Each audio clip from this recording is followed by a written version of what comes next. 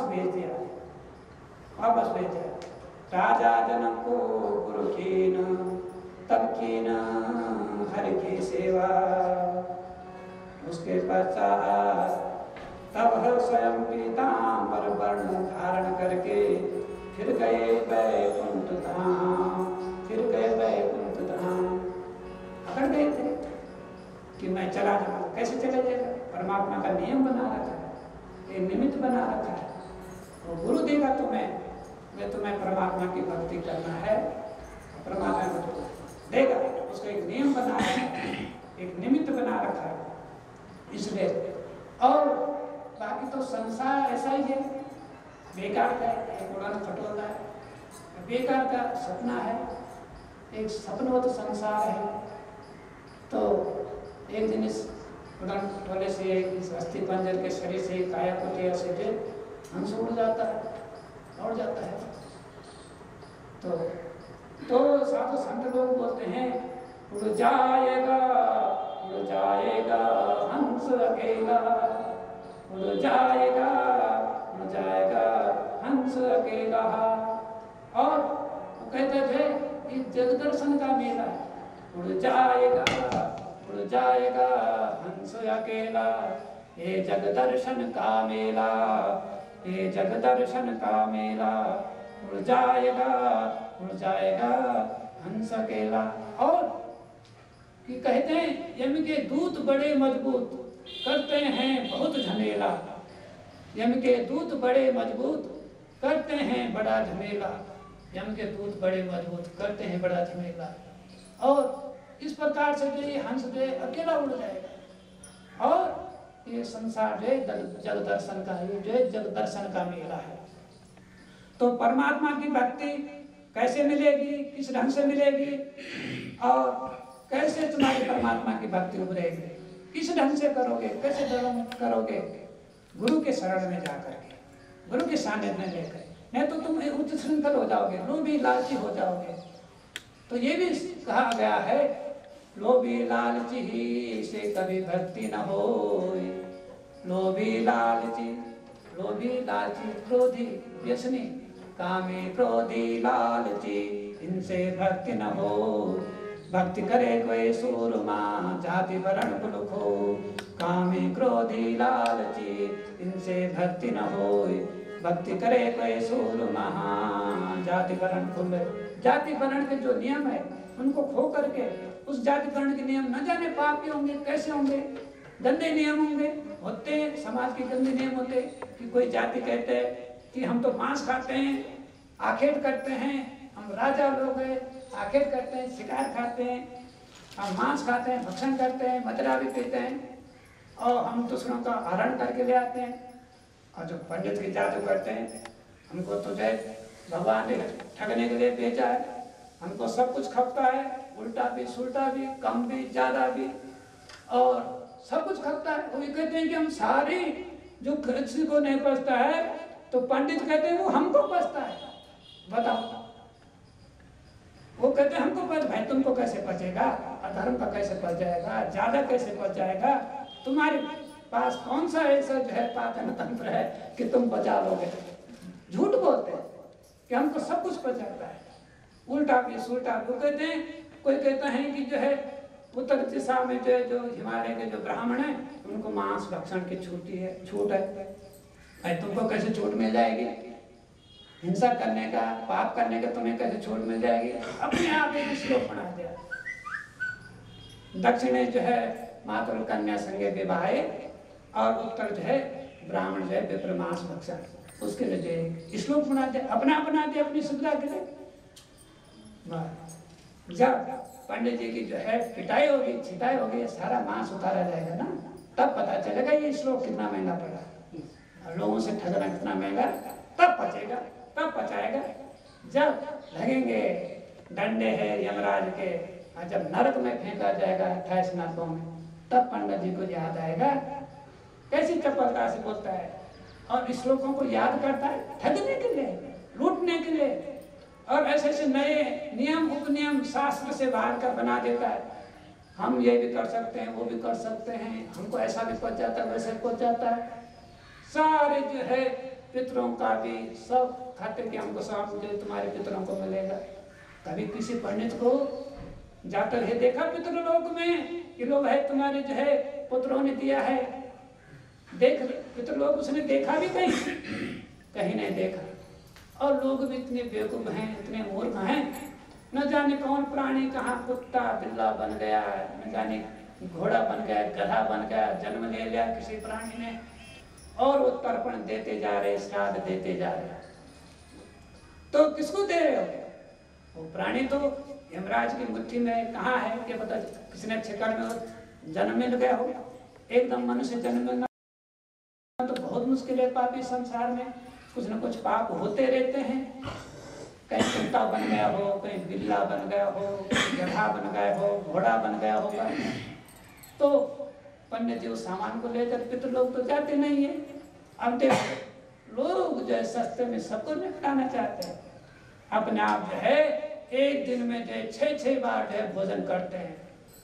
सुबह उठ करके पहले जो है दूध पीते हैं, फल खाते हैं, उसके बाद फिर और नाश्ता करते हैं, फिर दिन में भी खाते हैं, फिर इधर उधर भी खाते हैं, फिर रात को भी खाते हैं, फिर सोते समय भी दूध पीते हैं। 6-6 बार खाते हैं। और पितरों को कहते हैं कि साल भर में एक दिन छोटे से एक पत्ते में वो भी कौवा खा जाता है, वो रख देते हैं, कौवा को बाग बनाए। तो साल भर में एक दिन खाएगा, एक समय खाएगा। कैसी बुद्धि मारे गए? ये सब एक ठग विद्या है, कोई किसी के लिए नहीं जाता, कुछ नहीं जाता है। ये काल माया ने जो शास्त्र रचे, काल माया ने ठगने के लिए रचे, पेट पालने के लिए रचे। इसमें मुक्ति का कोई सिद्धांत नहीं है, भक्ति का कोई सिद्धांत नहीं है। तुम एक दिन में 6-6 समय खा रहे हो, थाली भर भर के खा रहे हो, और जो है पूरा जो है धड़े धड़े भर खा रहे हो। अब पितृ को दे रहे हो इतने से। साल भर में जब श्राद्ध आएगा और पंडित जी को बुला करके उसको भर लोगे, वो बेचारा कभी जो अपने घर जाएगा, वो पितृलोक थोड़ी जाएगा। श्राद्ध लेके हमें तो पंडित जी अपने घर जाते हैं, अपने घर सामान को ले जाते हैं।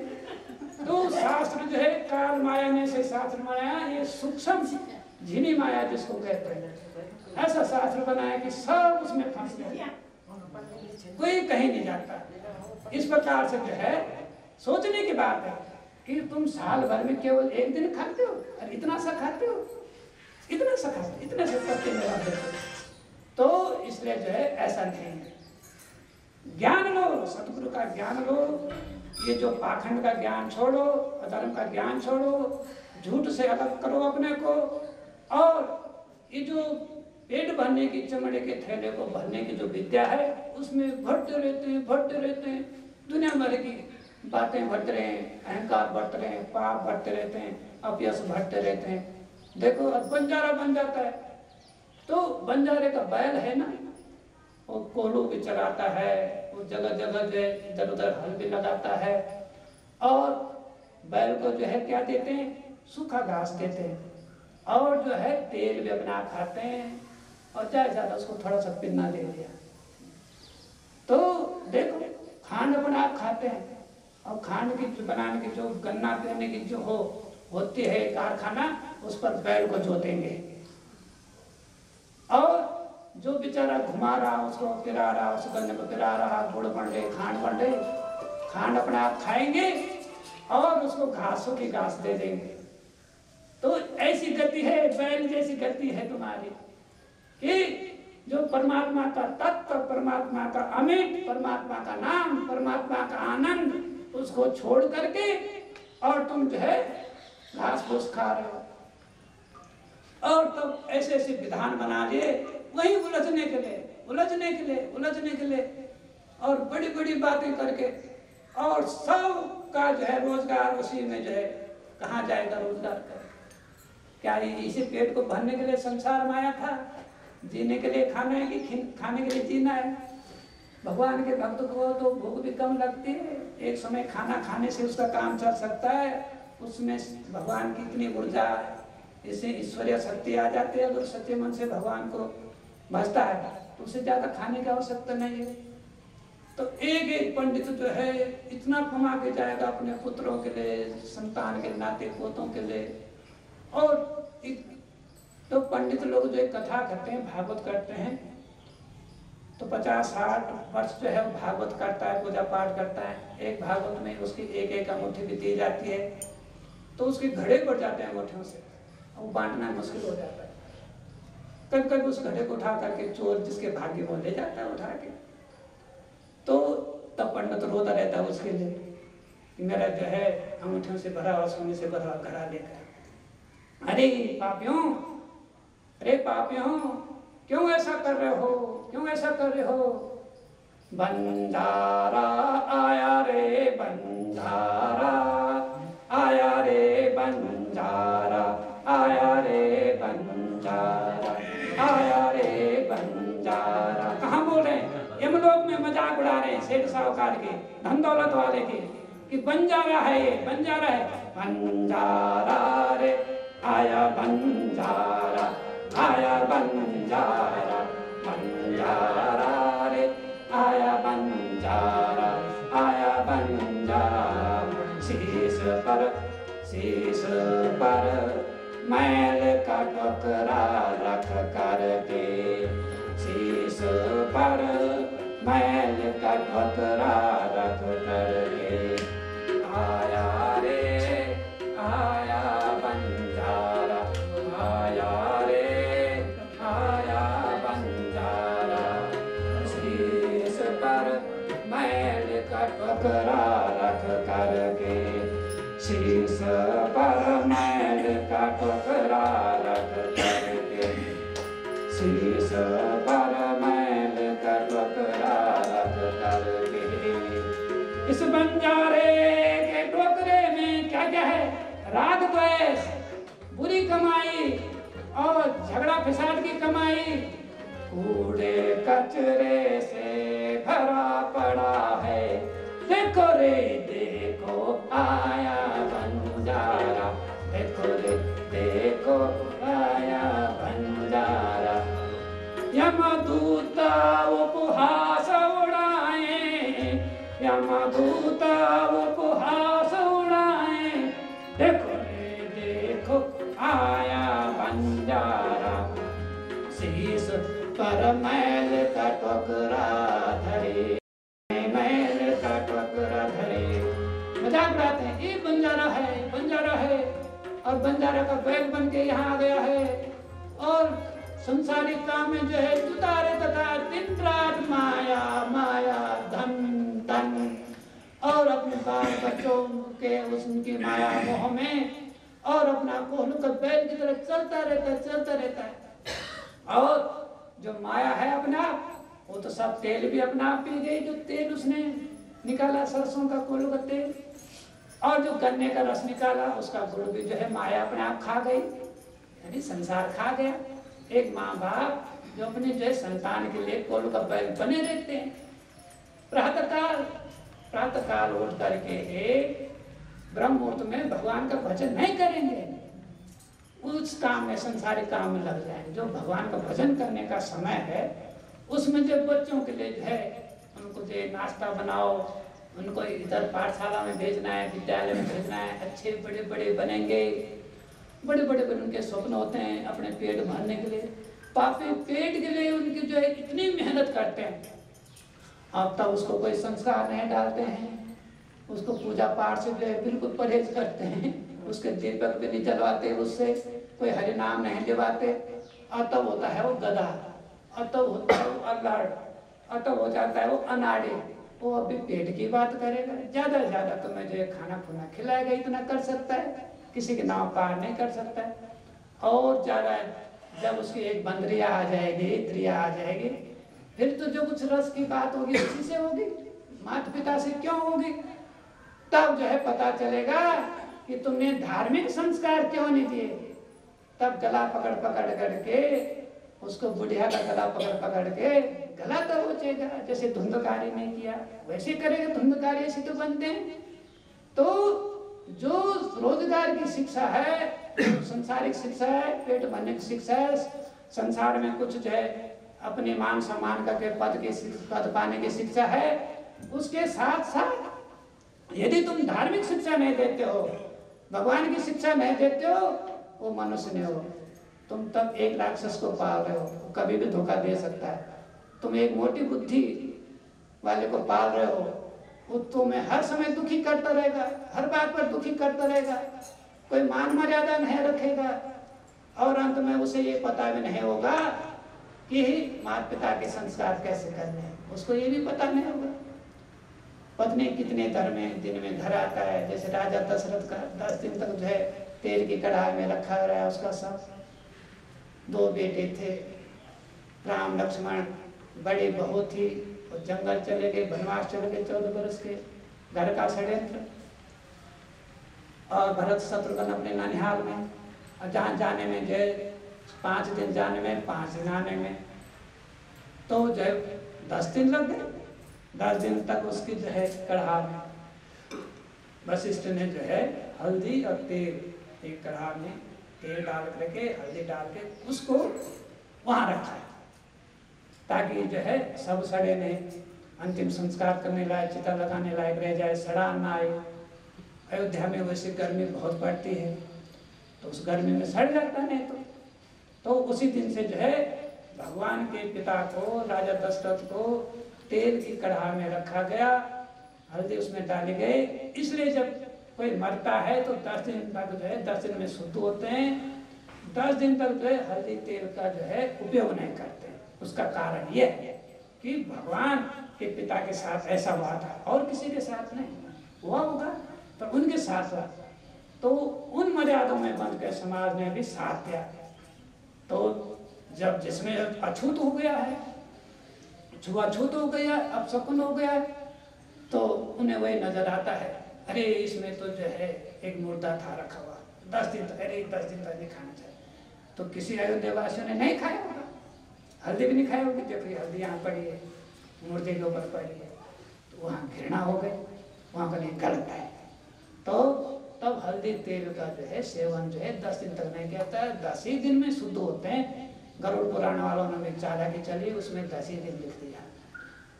बाकी और अपने अपने हिसाब से सभी धर्मों का अपना अपना नियम होता है, सभी संप्रदायों का अपना अपना कुछ ना कुछ नियम होता है। इस कारण हम समझा रहे हैं, बहका रहे हैं, या समझा रहे हैं, बहका नहीं रहे हैं। काल तो कह रहा है कि मेरे बकरों को बहका रहे हैं, मेरी शिकार कम कर रहे हैं ऋषि मुनि लोग, ऐसा नहीं है। वो देखो माया क्या है, माया का स्वभाव क्या है। माया का स्वभाव यह है, जैसे सर्पणी होती है, अपने बच्चा पैदा करती है, अंडे देती है, और फिर उन्हीं बच्चों को जो है पूंछ पर जो है अपना मुंह लगा देती है। कोई इक्का दुक्का भाग गया, छूट गया, नहीं तो अपने बच्चों को अपने आप खा जाती है। तो माया स्वयं अपने हैं जाए, स्वयं अपने हैं जाए को स्वयं ही खाए। अपने बच्चे को, पैदा किए हुए बच्चे को अपने आप खा जाती है, ये माया का स्वभाव होता है। और जहाँ जहाँ माया होती है वहाँ दुख पैदा होता है।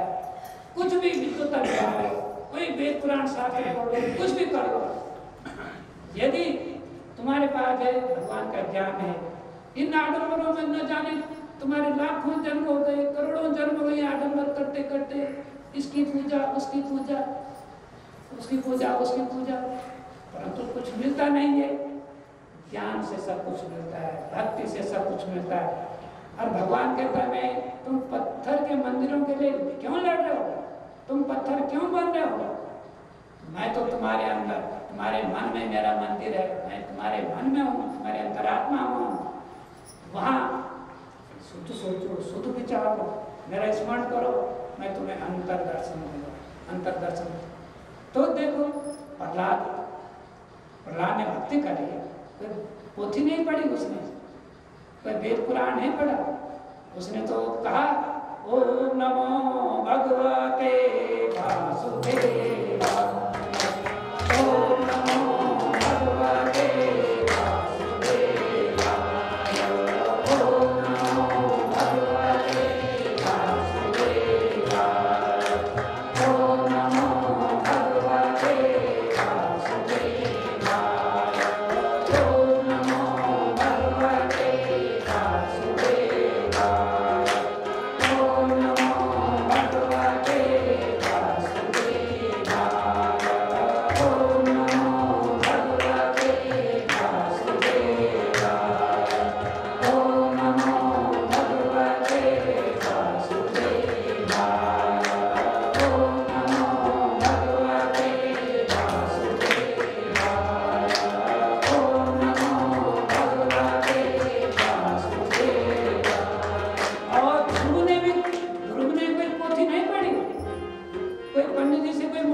पूजा नहीं करी, या किसी मंदिर में नहीं गया, या किसी पंडित जी से ये नहीं पूछा कि मेरी पूजा पाठ कर लो, मैं भगवान का दर्शन कराना चाहता हूँ, मैं पत्थर में जो है भगवान का दर्शन करना चाहता हूँ, ऐसा नहीं बोला।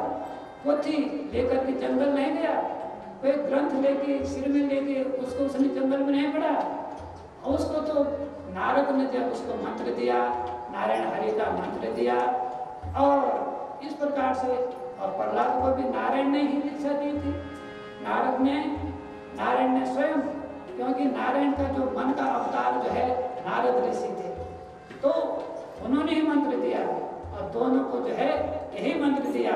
और उसने भी जंगल में जा करके, ध्रुव ने भी, एक बालक ने जो है अपने अबोध स्थिति में, जो बिल्कुल अबोध बालक है, केवल उसको परमात्मा चाहिए, नारायण चाहिए, और उसने भी केवल एक ही नाम का उच्चारण किया, ओम नमो भगवते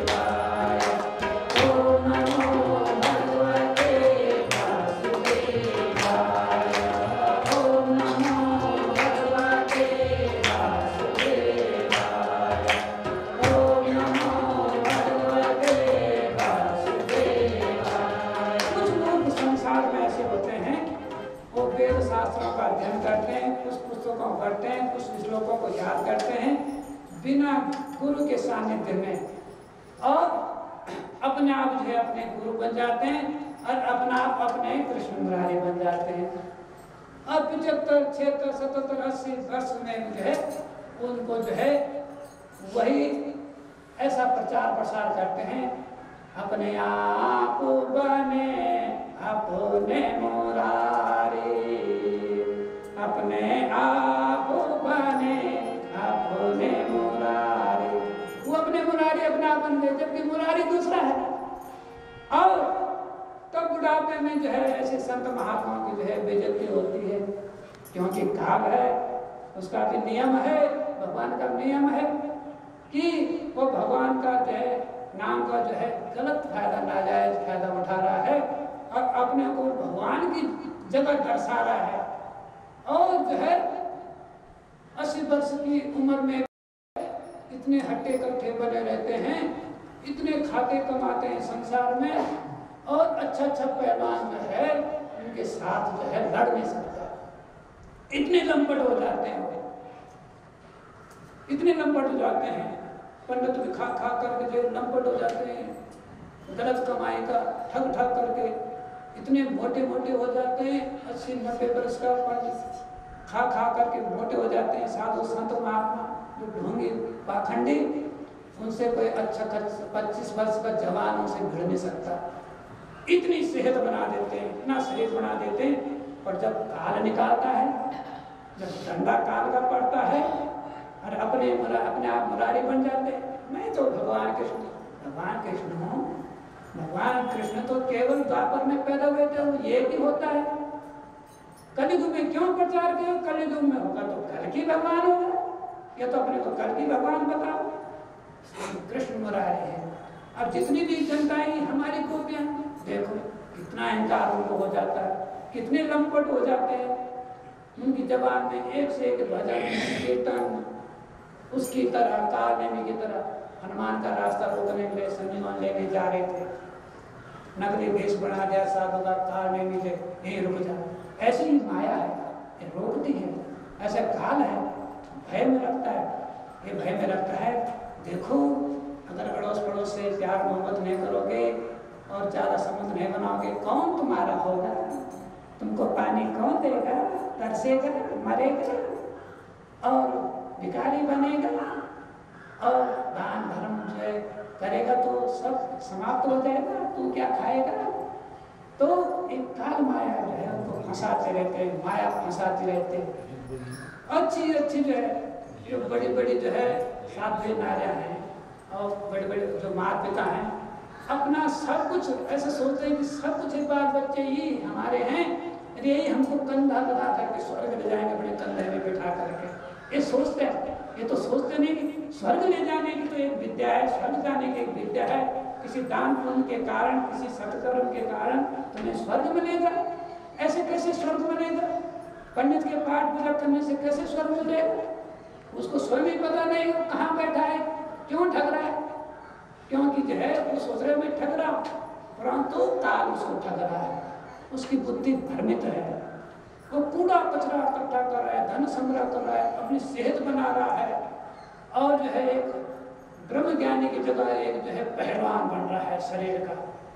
तो खा करके अलमस्त होकर के तब अपने आप बने अपने मुरारी, अपने को कृष्ण मुरारी घोषित कर देते हैं, और तब बुढ़ापे में होती है बेइज्जती।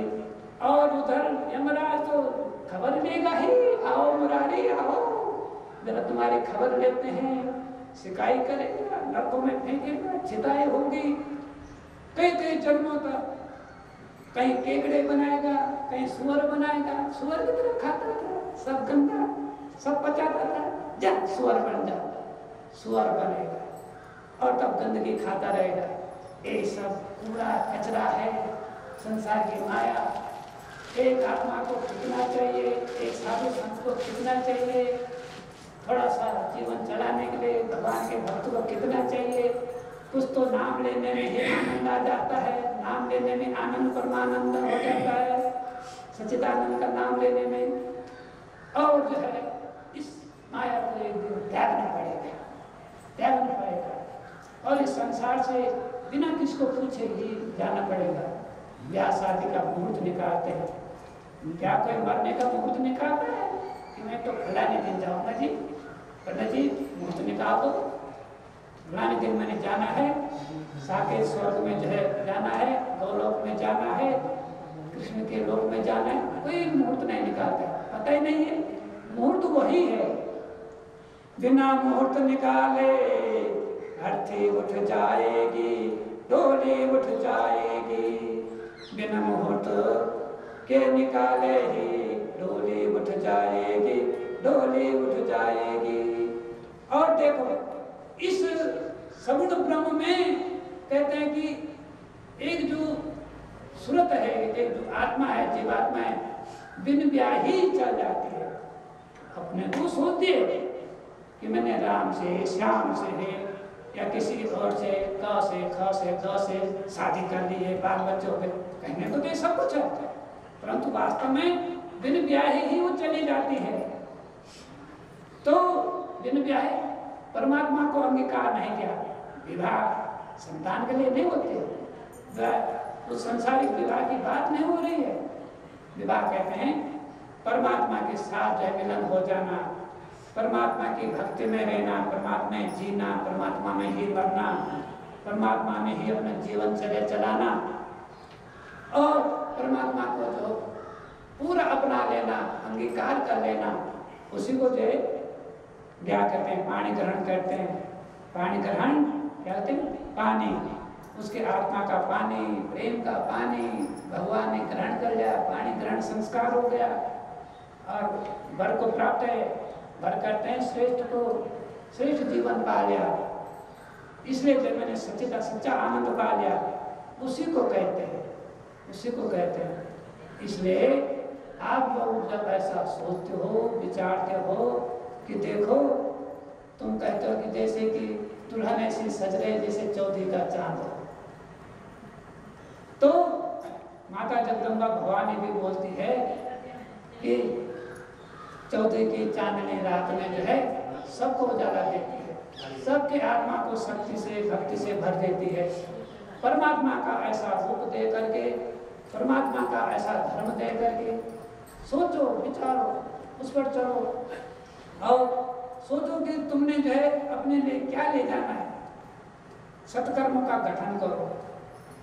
एक दिन, एक चाहे तुम्हें जो 10 जन्म लेकर, 20 जन्म लेकर, लाख करोड़ जन्म, एक दिन निर्णय लेना ही पड़ेगा जीव को कि ये सब कुछ ढोंग पाखंड है, हमारा कोई उद्धार नहीं कर सकता है। हम अपना पंडित स्वयं बने, अपना मंत्र स्वयं जाप करें, दूसरे के भरोसे। पंडित जी विष्णु सहस्रनाम पाठ कर लेना, पंडित जी ये कर लेना, सो कर लेना, अपना आप क्यों नहीं करते हो? अपने पंडित अपना कोई तो ब्राह्मण है जो ब्रह्म को जानता है, जो ब्रह्म को ही नहीं जानता है वो ब्राह्मण कहाँ से आएगा? वो तो 100 मन बोझ है धरती पर, वो तो 100 मन बोझ है, वो ब्राह्मण नहीं है, वो 100 मन का बोझ है। इसलिए जो है आप लोग जो है इस पद्धति से परमात्मा को नहीं पाते। इसलिए बताया गया, कामे क्रोधी लालची इनसे भक्ति नहीं हो, भक्ति करे कोई सुरु महा, जाति वर्ण गुण खोए। तुम्हें अपनी जाति बंधन सब कुछ तोड़ना। अब देखो, जैसे कि तुम्हारे यहाँ जो छुआछूत के विषय होते हैं, वर्णाश्रम होते हैं, ये सब क्या है? इसलिए है, देखो ब्राह्मण तो होता तो माता की जो है मूलाधार से, मूल योनि से ही जो है पैदा होता है। हर चाहे किसी वर्ण का हो, ब्राह्मण हो, क्षत्रिय हो, वैश्य हो, शूद्र हो, आते सब माता की योनि से आते हैं और उसी नरक को भोग के आते हैं। ब्राह्मण मुंह से तो पैदा होता नहीं है, क्षत्रिय पांवों से तो पैदा होता नहीं है, वैश्य पेट से तो पैदा होता नहीं है, आता तो माता की योनि से ही आता है। इसलिए तुम लोगों ने अपने अपने स्वार्थ के लिए किसी को जो है अपने से दूर कर दिया, अपने से दूर कर दिया।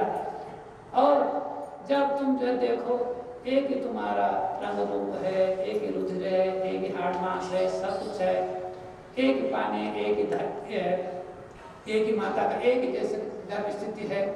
भगवान ने जो सब माता में एक जैसा गर्भ दिया है, तो जब सब उसी गर्भ से आते हैं, उसी गंदी योनि से आते हैं।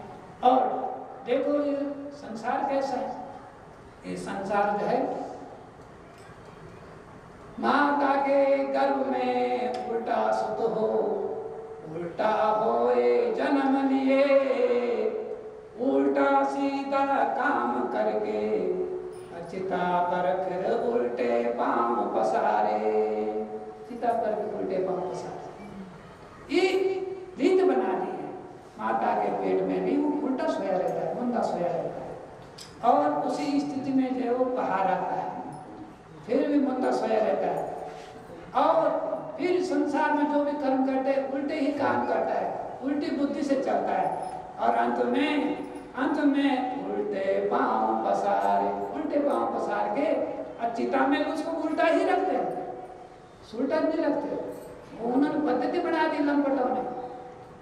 उन्होंने इस संसार के जो लंपट हैं, जिनको ज्ञान नहीं है, वो उसी स्थिति में उसको रख देते हैं, मर्द को उल्टा रख देते हैं। तो इस प्रकार से जो चिता में उसको उल्टा रखते हैं। कहाँ से? तुमने जो शरीर की गति क्या कर दी, कैसे कर दी, क्या सोच रहे हो, क्या विचार हो, तुम्हारे दिमाग मन मस्तिष्क में क्या है, भोग विलास है। मरते समय कम से कम भोग विलास का चित्र छवि सामने मत लाओ, किसी के संभोग की स्थिति को सामने मत लाओ, चिता में तो सही ढंग से रखो। उस स्थिति में क्यों रखते हो? पेट माता के पेट में उल्टा सुतो, उल्टा ही बाहर आए, उल्टा उल्टा काम करे, उल्टे पैर पसारे, मरते मरते उल्टे पांव पसारे, और चितता में भी उल्टा पांव पसारे, वहां भी उल्टा ही चला दिया उसको। और देखो जो साधु संत सन्यास होते हैं उनके साथ क्या होता है? वो ध्यान मुद्रा में होते हैं, अपने प्राण त्याग करते हैं, शरीर को छोड़ते हैं, तो वैसे उठा करके उनको उठा करके जड़ समाधि दी जाते हैं, सीधा है, उनको लिटाते नहीं है। इस साधु संतों को थोड़ा सा ज्ञान था तो उसी ढंग से वो समाधि बनाते। तो वो उल्टा ही पैदा होता है, उल्टा ही काम करेगा, उल्टे पांव पसारेगा, उल्टे उसको चिता में रखेंगे, सारी गति उसकी उल्टी हो जाएगी। तो उसको ठगाते रहेंगे, तुझे श्राद्ध दे देंगे, तर्पण दे देंगे, किसका तर्पण, किसको अर्पण, कौन कहाँ खा रहा है।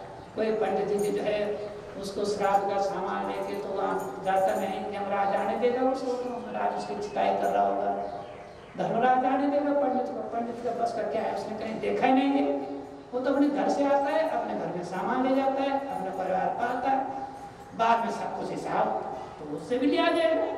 तूने क्यों ढोंग पाखंड किया, क्यों लिया? तू जब पितरों तक नहीं पहुंचा सकता उस सामान को जो उन्होंने यजमान ने दिया, तो तुमने लिया क्यों था?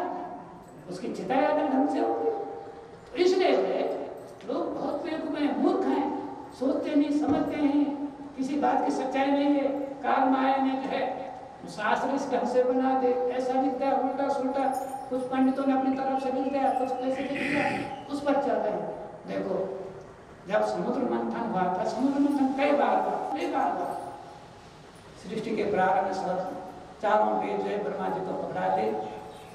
जब ये लगा कि इन वेदों में जो है ब्रह्मा जी ने सब कुछ संसार का जो है संसाधन डाल दिया, संसार की पूजा पाठ, काल का सारा वर्णन डाल दिया और उसको जो है छुपा दिया, तो फिर जो है भगवान जो है पारब्रह्म परमेश्वर ने एक वेद जो सूक्ष्म वेद है, जो केवल साधु संतों की वाणी में होता है, उसको सूक्ष्म वेद कहते हैं, वो अपने पास रख लिया था। और उस सूक्ष्म वेद का जो ज्ञान है उनको जो है दीक्षा के समय जो है कोई नाम दिया जाता है, नाम दान दिया जाता है, कई स्थिति से कई चरणबद्ध रूप से उसको नाम दान दिया जाता है। तो बाद में जो मंत्रों की भी सारी खोल जो है ब्राह्मणों ने खोल दी, पंडितों ने खोल दी, उन्होंने ऐसे गीत बना दिए जैसे कि बिल्कुल उनके संसार के गीत हों और गाने लग गए उनको। तो उसको गाने से कुछ नहीं, अंजन गावे अंजन नाचे अंजन सकल पसारा रे, राम निरंजन न्यारा रे, राम निरंजन न्यारा। इस संसार में अंजन कहते हैं काली को, जिस संसार तुम जो है आंखों में जो है काजल लगाते हो उसको अंजन कहते हैं, काला टीका है। अंजन गावे अंजन नाचे अंजन सकल जगत पसारा रे, राम निरंजन न्यारा रे, राम निरंजन न्यारा रे। वो राम है दशरथ का राम नहीं, और निरंजन बिना अंजन के, जिसमें कोई कालिक नहीं है, कोई कलुषता नहीं है, कोई मलिनता नहीं है, कोई ऐसा मलिनता का भाव नहीं, अपवित्रता नहीं है। तो उस निरंजन की बात हो रही है जो बिना अंजन के है। और यहाँ जो कुछ भी कोई जो है ढोल डपट बजा रहा, कोई संगीत कर रहा है अपने पेट पालने के लिए, कोई जो है श्लोक याद कर रहा, भागवत कर रहा, सब अपने पेट पालने के लिए। अब देखो भागवत तो दो ही हुई हैं, एक परीक्षक के जीते जी भागवत वही है, वो तो स्वयं परीक्षक में जीते जी सुनाया, सुखदेव जी ने किए। दूसरी भागवत जो है गोकर्ण में जो है मरे हुए गिले की, जो उसका भाई धूमकाली मर गया था, मृत्यु को प्राप्त हो गया, तो दोनों ने प्रमाण दिया। सुखदेव ने प्रमाण दिया, जिस भगवान की जो है उसने कथा करी, उसी भगवान से अंतिम दिन जो है सप्ताह यज्ञ पूरा होने पर भगवान के दर्शन करा दे, भगवान के रूप में मिला दिया। और गोकर्ण ने वैसे किया, जो प्रेत आत्मा थी, उसका भाई धुंधकारी था, उसको अंत में जो है भगवान से मिला दिया। कथा करते करते उसमें इतनी शक्ति थी, इतना सत्य था, इतने सच्चे लोग थे, इतने सच्चे साधु संत थे कि परमात्मा को जो है, उसको जो है धुंधकारी का प्रेतत्व समाप्त किया, उसका जो है प्रेत की जो योनि थी समाप्त करके अपने रूप में, अपने शुभ रूप में, अपने सत्य रूप में मिला करके अपने साथ वैकुंठ ले गए। बाकी किसको कौन वैकुंठ ले गए? उसके बाद तो सब ठगते रहे, अपनी झोली भरते रहे, पेड़ भरते रहे, गाना गाते रहे, बजते रहे, उसका कुछ जो है परिणाम सामने आया नहीं। तो ये जो है इस भागवत के 200 वर्ष के बाद है गोकुल में, उसके फिर 400 वर्ष बाद एक भागवत और हुई, और वो कुछ शर्तों के साथ हुई, वो भी सफल हुई। तो बताओ, एक ने तो जीते जी भागवत का ज्ञान किया, उसमें जो कोई पंडितों का जो कर्मकांड का कोई चक्कर नहीं था। सुखदेव ने राजा परीक्षित को जीते जे कि सर्प डसे का श्राप मिल गया, श्रृंग ऋषि श्राप दे दिया, उसके पिता के जो गले में मरा हुआ सांप डाल दिया, कलयुग का प्रवेश हो गया, उसके कारण बुद्धि भ्रष्ट हो गई। तो परीक्षित ने जो है मरा हुआ सांप ऋषि के गले में डाल दिया, और ऋषि ने जो श्राप दे दिया, उसके बेटे ने श्राप दिया, श्रृंग ऋषि ने श्राप दे दिया कि भाई देखो तुझे जो है 7वें दिन जो है तक्षक डसेगा, नाग डसेगा, तेरे मृत्यु हो जाएगी। अब उससे तो डर के मारे बुरी हालत हो गई, विचार किया गया, तो काल के भय से निकालने के लिए, उसके भय को दूर करने के लिए सुखदेव ने ऐसी ऐसी अमर कथाएं, ऐसे ऐसी जो दृष्टांत भगवान के, जिन्होंने उन्होंने भगवान ने जो है भक्तों की रक्षा कैसे करी, कैसे जो है किसी की मुक्ति हुई, कैसे किसने भक्ति करी, उसका वर्णन किया। और निर्भय होता गया, एक दिन की कथा सुनी, दूसरे दिन की सुनी, तीसरे दिन की सुनी, चौथे दिन की सुनी, 5वें दिन की सुनी, 6वें दिन, और 7वें दिन वो जब भगवान में लीन हो गया परीक्षित, उसे पता ही नहीं चला कि किस समय तक्षक आया, किस समय उसने डांसा, और कब उसके प्राण पखेरु भगवान में मिले, कब वो भगवान को प्राप्त हो गया। और जब तक्षक में जो है, तक्षक नाग जो है डांसने के लिए चला, कश्यप नाम का एक ब्राह्मण मंत्र लगाने के लिए, मंत्र विद्या जिसके पास थी, वह राजा परीक्षित को जो है अपने राजा का जो है प्राण बचाने के लिए मैं जाऊंगा, मंत्र लगाऊंगा। परंतु तक्षक ने बीच में ब्राह्मण का वेश धारण कर पूछा, कश्यप ब्राह्मण कहाँ जा रहे हो? कि मैंने सुना है कि तक्षक हमारे राजा को डसेगा और उसकी मृत्यु हो जाएगी, तो डसेगा तो मैं जो है सांप का मंत्र, सत्य मंत्र में जाता है, मैं जो है उसको जीवित कर दूंगा। तक्षक ने कहा तेरी मति मारी गई, कहाँ जा रहा है, समझाए बुझाए। तो उस दिन जो है वो जो है कश्यप ब्राह्मण लोग लालच में आ गया, एक सोने की जो है छड़ी पकड़ा दी उसे, देख बुढ़ापा है तेरा, लकड़ी की जो है छड़ी डंडी लेकर सभी चलते हैं, सोने की छड़ी तेरे हाथ में रहेगी, तो कितना अच्छा। कुछ उसे स्वर्ण मुद्राएं दी, एक थैली जो है भेंट कर दी स्वर्ण मुद्राओं की, तेरा जीवन चल पड़ेगा, राजा ने तो भरना ही है, सबने भरना है, तो कहाँ मंत्र लगाने जा रहे। तब उस दिन जो है ब्राह्मण धोखा दे गया और मंत्र लगाने नहीं आया, और भगवान ने जो है जो सर्प मंत्र था वो विद्या जो है ब्राह्मण से छीन ली कि तुम धोखेदार हो। तो उस दिन से जो है सांप का मंत्र का जो है कोई असर किसी पर नहीं होता है।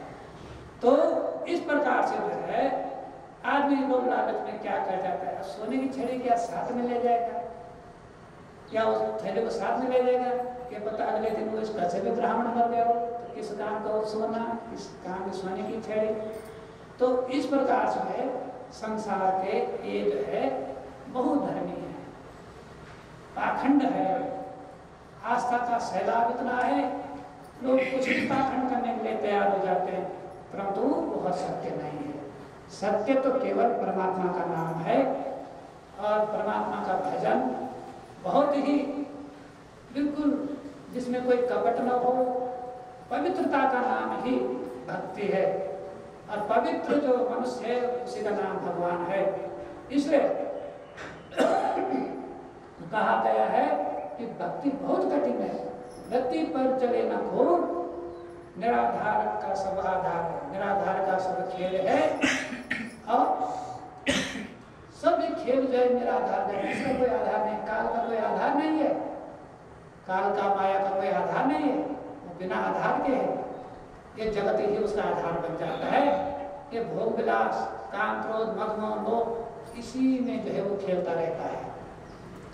तो बार बार समझा गया कि भक्ति बहुत कठिन है, रत्ती भर चले न को, निराधार का सब खेल है, निराधार का सब खेल है।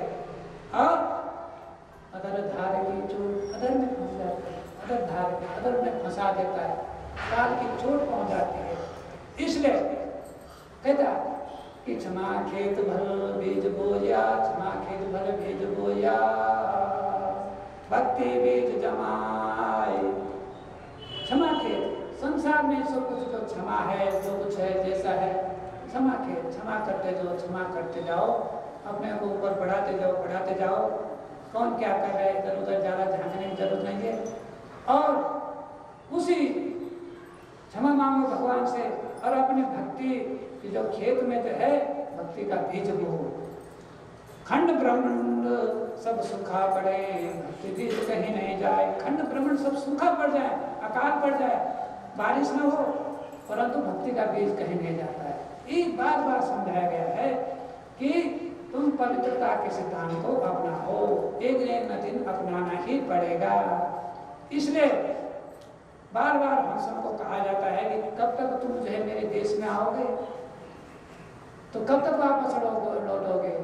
हंसों कब तक तुम घर लौटोगे, हंसों कब तक तुम घर लौटोगे, हंसों कब तक तुम घर लौटोगे, हंसों कब तक तुम घर लौटोगे, कब तक तुम माया काल की मार खाते रहोगे, कब तक तुम्हारे जन्म मरण में लिप्त रहोगे, कब तक तुम जन्म मरण में लिप्त रहोगे, कब तक तुम राग द्वेष का जीवन बीताते रहोगे, कब तक तुम त्रास झेलते रहोगे, कब तक तुम कलह में फंसे रहोगे, कब तक तुम द्वंद्व में फंसे रहोगे, हंसों कब तक तुम घर लौटोगे।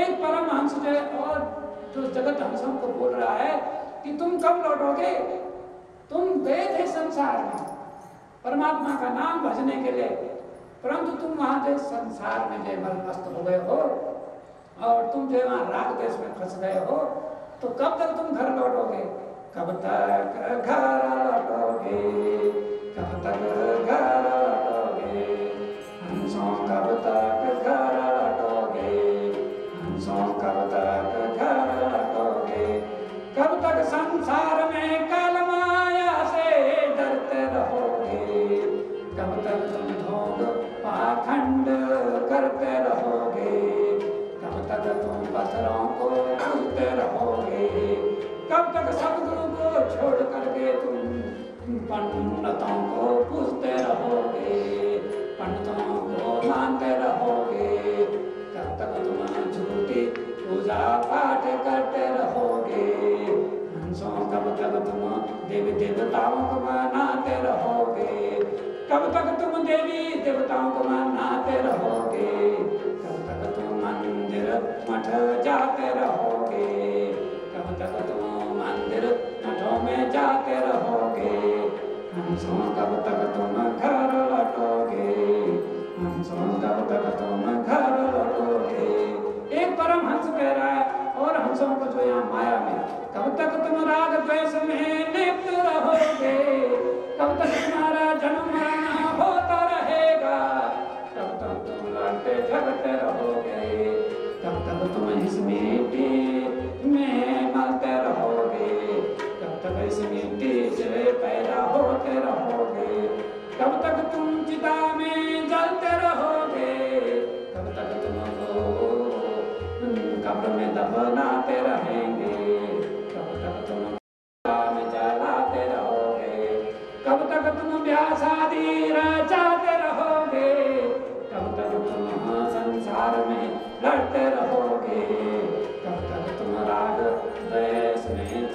चलोगे? कब तक तुम भ्रम का जीवन व्यतीत करते रहोगे? कब तक तुम माल काया काल माया के मार खाते रहोगे? कब तक तुम काल माया से डरते रहोगे? आओ निहाल हो करके सब कुछ तज करके मेरे चिरात्मक देश को सब तज कर आओ, सब तज कर आओ। सतगुरु के सत सानिध्य में रहकर सच्चिदानंद भज कर आओ, सच्चिदानंद को भज कर आओ। सच्चिदानंद की जय जयकार करते करते मेरे धाम को आओ। सच्चिदानंद की जय जयकार करते मेरे सच्चिदानंद धाम में आओ। और तब यहाँ आकर सभी दिव्य परमहंस क्या करेंगे? उस अलग प्रकाश में, उस अगम पुरुष के दरबार में, क्योंकि हम सब कौन है? कौन तुम हो? हम सब ऋषि मुनि साधु संत महात्मा, हम उस देश के निवासी हैं जहाँ पार ब्रह्म का खेल, अगम का दीपक नित्य जलता रहे, बिन बाती बिन तेल।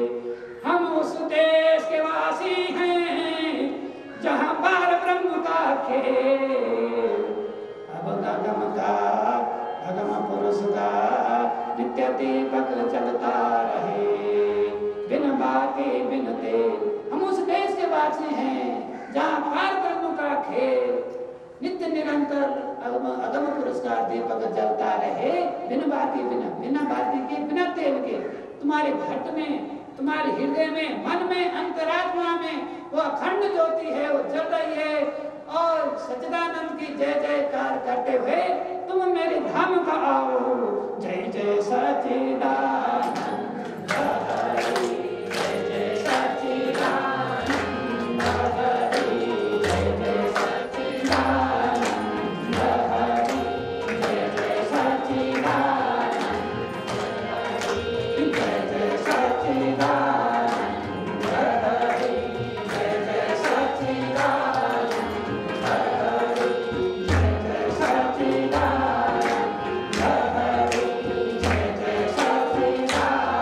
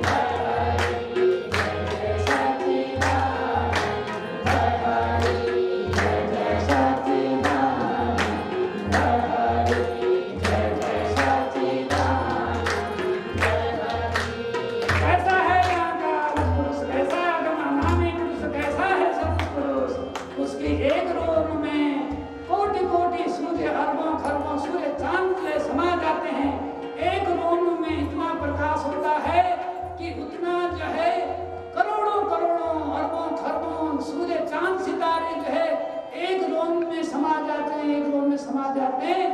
ऐसा यहाँ सच्चिदानंद हरि है, इसलिए दुल्हन गाओ मंगल चार, बनो सुरता सच्चिदानंद की दुल्हन, बनो सच्चिदानंद की दुल्हन, तेरे कारण मैं दुल्हन बनी, तेरे कारण मैं दुल्हन बनी। हे सच्चिदानंद तेरी भेद ऋचाओं के आंचल में, तेरे कारण मैं तेरी दुल्हन बनी, तेरे कारण मैं तेरी दुल्हन बनी। तेरे सच्चे आनंद को लूटने के लिए, तेरे सत्य नाम के आभूषण धारण करने के लिए, हे सच्चिदानंद मैंने तो तेरा वरण किया। तेरे सच्चे आनंद के कारण, तेरे अमृत तृप्ति प्रेम शांति के कारण मैंने तो सच्चिदानंद बर पायो। तेरे कारण मैं तेरी ही दुल्हन बनी, तेरे कारण मैं तेरी दुल्हन बनी।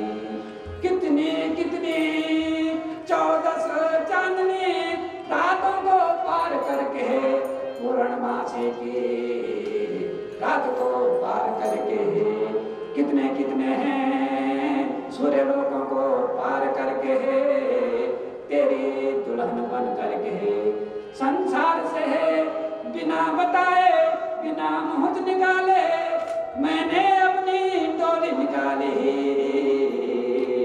4 वेदों ने अपने कंधों पर मेरी डोली उठाई और मुझे दुल्हन बनाकर सत्य का श्रृंगार कर करके सभी वेद ऋचाओं को अपनी सहेली बना करके आ गई मैं तेरे नाम की टोली में बैठकर, तेरे नाम के विमान में बैठकर, चिरात्मिक चिदाकाश को पार कर, मन बुद्धि अहंकार को पार करके और काल के छाती में पैर रख करे, माया को ठगा करके, काल को भी भयभीत करके, माया को भी भ्रमित करके, माया को भ्रमित करके, माया को ठगा करके, मैं तो तेरी रूप दीवानी बनकर, मैं तो तेरी दुल्हन बनकर संसार में चारों वेदों की,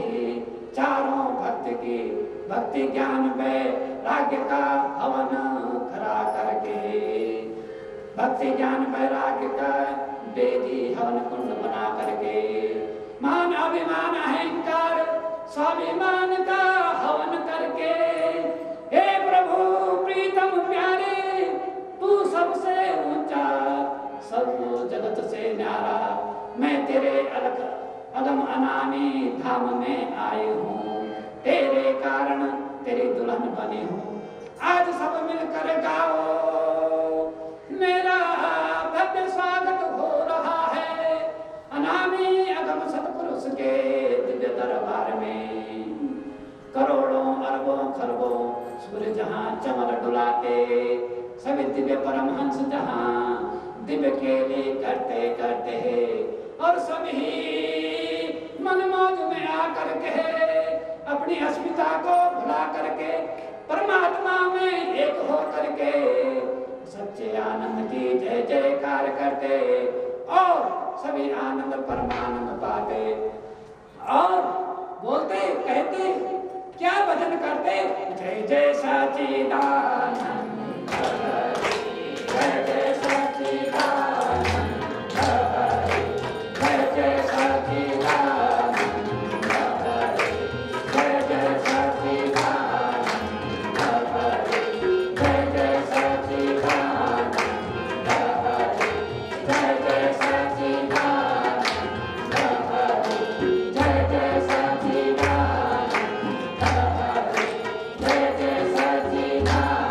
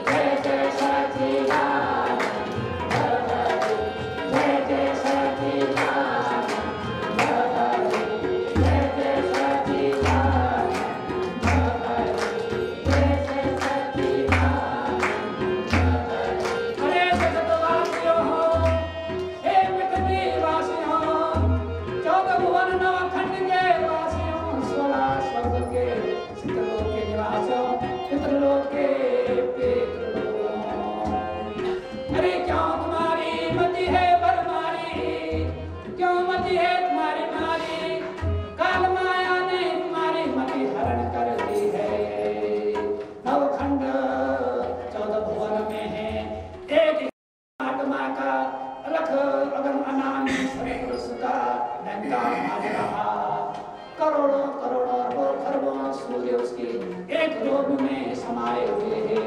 आ जाओ आ जाओ आ जाओ मलिन दुनिया छोड़ के आ जाओ संसार समन्वय को त्याग करके और अपने अधरों में भक्ति रूपी राधा को रख करके भक्ति रूपी राधा को अधरों में रख करके और गोविंद में गोलोक में और शरद पूर्णिमा जैसा चांद बन करके धवल सत्कर्मों का थाल सजा करके सत्कर्मों का थाल सजा करके सत्कर्मी बन करे सच्ची भक्ति करके सत्कर्मों का थाल सजा कर सत्कर्मों का थाल सजा कर सत्कर्मों का थाल सजा कर सत्कर्म के दीपों को जला करके और प्रभु की आरती उतारो और प्रभु की आरती उतारो और अपने अधरों में एक ही 10 सुर 9 सुर 8 सुर 7 सुरों बंसी का वादन वाले 7 सुरों काल के है और अष्टम नवम दसम स्वर दयाल के है दयाल के सुरों में आकर के ढोल मृदंग घन घोष जहाँ है उद ज्योत निरंजन ज्योत प्रकट जहाँ से होती ऐसी हालत तुम्हारी क्यों होती यदि तुम परम पिता परमेश्वर के संग आते उसको भजते उसी में रहते उसी में अपना जीवन बिताते उसी को भजते रहते उसी को भजते रहते। अरे इंसानों तुम्हारी अकल गए मारे तुम्हारा पूरा तो करे कृष्ण मुरारी तुम्हारा तो पूरा करे कृष्ण मुरारी। राधे गोविंद भजो राधे गोपाल राधे गोविंद भजो राधे गोपाल राधे गोविंद भजो राधे गोपाल राधे गोविंद भजो राधे गोपाल राधे गोविंद भजो राधे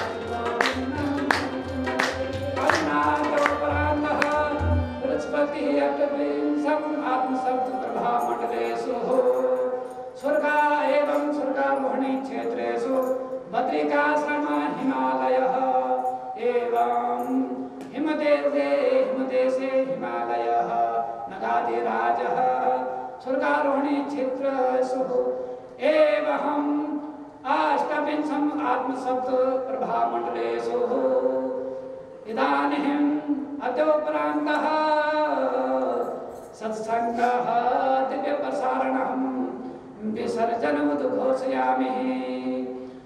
भगवान् बद्रीविशालस्य आज्ञां प्राप्तकृत्वा सत्सङ्गः दिव्यप्रसारणं विसर्जनमुद्घोषयामि। सनत्कुमारः सर्वे बालकस्य स्वस्थान प्रस्थान भवं यभवं स्वस्थान प्रस्थान भवं यभवं। भगवान् बद्री विशालस्य जय जय कीर्तन सर्व अर्थ जीव हेतुवे षोडश स्वर्ग किन्नर गंधर्व लोक हेतुवे अधुना अद्योपरान्तः सत्सङ्गस्य दिव्य प्रसारणं विसर्जनमुद्घोषयामि। सर्वभावरूपं समन्वितं सर्वभावरूपं प्रभु परमेश्वरस्य मध्य समाहितं सर्वभावरूपं सूक्ष्मातिसूक्ष्मं रूपं प्रभु परमेश्वरस्य ज्योतिमध्ये ज्योतिर्ज्योतिसमावृतम्।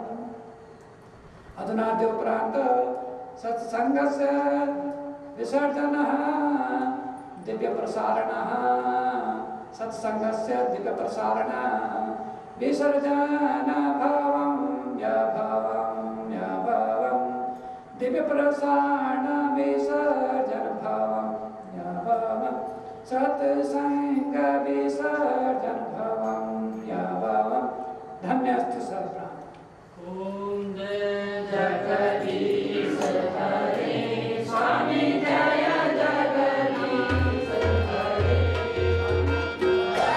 जनों के संकट नाश जनों के संकट में दूर करे। ओम जय जगदीश हरे। यावे